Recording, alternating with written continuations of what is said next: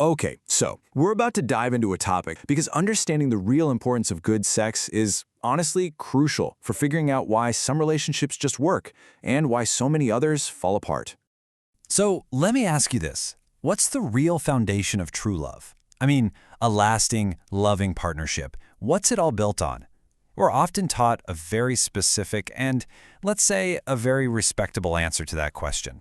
And that brings us to what you might call the traditional answer, or the high-minded view of love. It's a perspective that's been championed for, centuries. You know, this idea goes way, way back. From ancient thinkers like Plato all the way to religious figures like St. Paul, the message has pretty much been the same. Real connection is all about the mind, the spirit. It's going to having shared interests, seeing the world the same way, having the same goals, connecting on all those higher levels. So the thinking goes, our bodies and all the urges that come with them, well, they're kind of a lower priority. They're just something that our rational, wise minds need to manage. They definitely shouldn't be driving our biggest life decisions, right? But what if this view isn't just a little bit incomplete? What if it's actually damaging? What if ignoring our so-called low priorities is one of the single biggest mistakes we can make when it comes to love? I mean, think about it. When we're getting to know someone, our minds are just buzzing with this whole checklist of, quote, intelligent questions. We get so focused on intellectual compatibility, social fit, all the logistical details, and yeah, they all seem so important at the time. We get so caught up in ticking all these respectable boxes, trying to make the quote-unquote smart choice, that we completely risk missing a question that's actually way more fundamental. And there it is. That's the one. The fundamental question that so often gets pushed aside or just whispered about or completely ignored. How good is the sex? Just acknowledging this question might be the most important step we can take. Because here's the thing, and this is really key, sex isn't just one single thing. It's not a simple yes or no box you can check. It exists on this incredibly wide spectrum of quality and connection and, compatibility.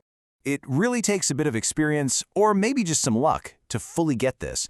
But there is a huge, vast difference between intimacy that is just ecstatic and life-affirming and something that's just, passable, or even worse, totally forgettable. And without a benchmark, we might not even realize what we're missing out on.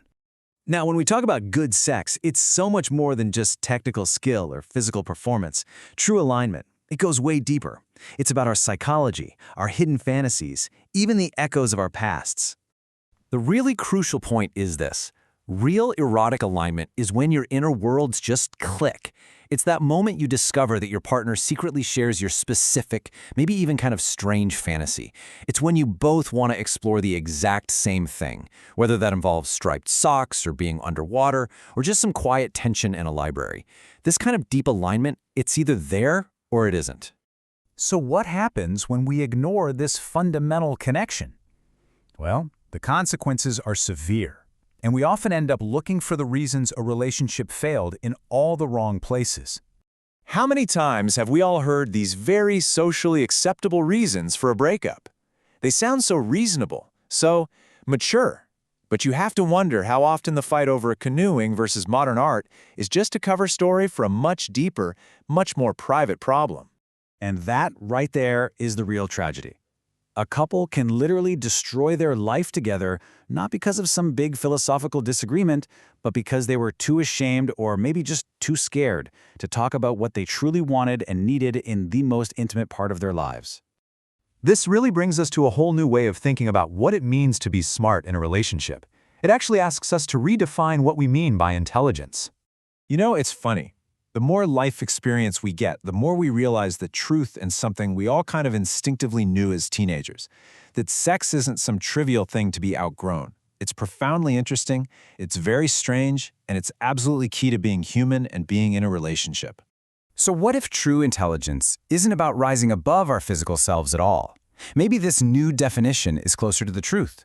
That real intelligence is having the wisdom and the courage to actually listen to our most compelling urges and to give them the central place they deserve in our lives and in our partnerships. Sure, we can be clever, we can read all the right books and hold all the right opinions, but true intelligence means properly letting our baser, blunter, and more compelling urges have their way. It's really about integrating our whole selves to build a love that's truly fulfilling and lasts. So the question I want to leave you with is this. In your own approach to love and relationships, are you just prioritizing being clever, or are you aiming for that deeper wisdom of being truly intelligent?